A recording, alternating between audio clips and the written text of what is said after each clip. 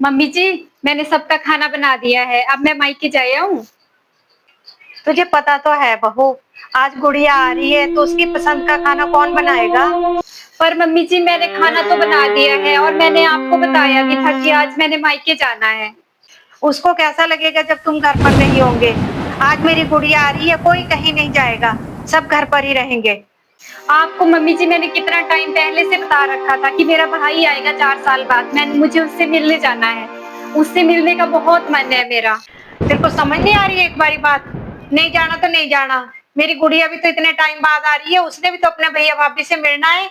नहीं जाना तो बस नहीं जाना। अरे मम्मी, क्यों दबा के रखते हो इसको? इतने दिनों से बोल तो रखा है इसने अपनी मम्मी के घर जाना है, तो जाने दो। अच्छा, तेरे को मेरा बोलना तो सुनाई दे रहा है, लेकिन इस महारानी का जो इतनी देर से मेरे साथ जुबान लड़ा रही है वो नहीं सुनाई दे रहा, बिल्कुल नहीं। जुबान लड़ाने पे आपने तो इसको मजबूर कर रखा है।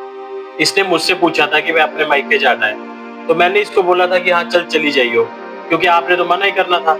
और गुड़िया का क्या है, गुड़िया तो हर दूसरे तीसरे दिन आ जाती है, तो हम उससे तब मिल लेंगे।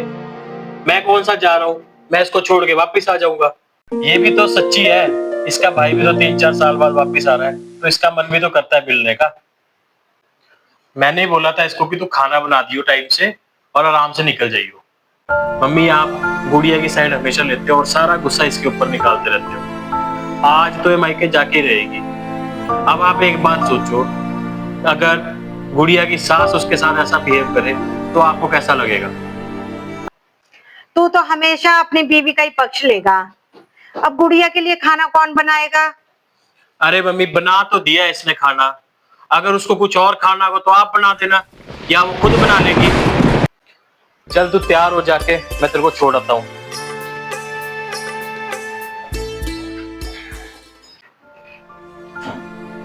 अरे बहू, जाना ही है तो ढंग से जाना। ये क्या पहन के आ गई, जा कपड़े चेंज करके आ। क्यों मम्मी, ठीक तो है इसके कपड़े। गुड़िया भी तो ऐसे ही पहन के आती है, आपने उसको तो कभी कुछ बोला नहीं। बहू और बेटी में फर्क होता है, क्या बड़ों का कोई लिहाज नहीं है। मम्मी, गुड़िया भी तो अपने ससुराल से आती है ना।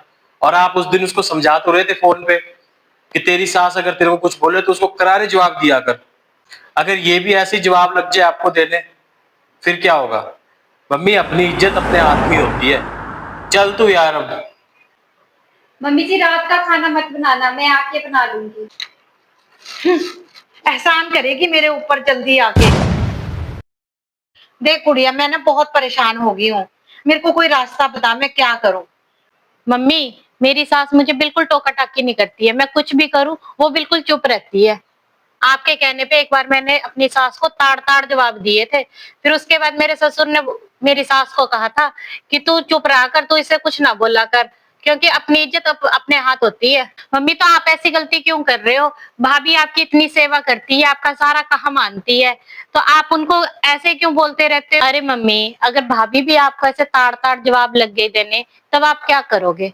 अब तो भैया भी भाभी की साइड लेने लग गए हैं, इसलिए भलाई इसी में है कि आप चुप ही रहो। चल बेटा, बहुत देर होगी तेरे को आए हुए, मैं रात के खाने की तैयारी करती हूँ। आज के बाद मैं बहू को कुछ नहीं बोलूंगी।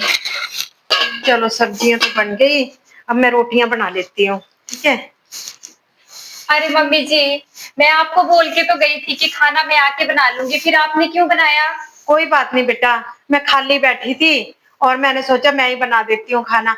वैसे भी बेटा मैं पूरा दिन खाली बैठी रहती हूँ, अब मैं सोचा शाम का खाना मैं बना दिया करूंगी। और हाँ, एक बात, मैं तुम्हें कभी कुछ नहीं बोलूंगी, तुम मेरी बेटी जैसी हो।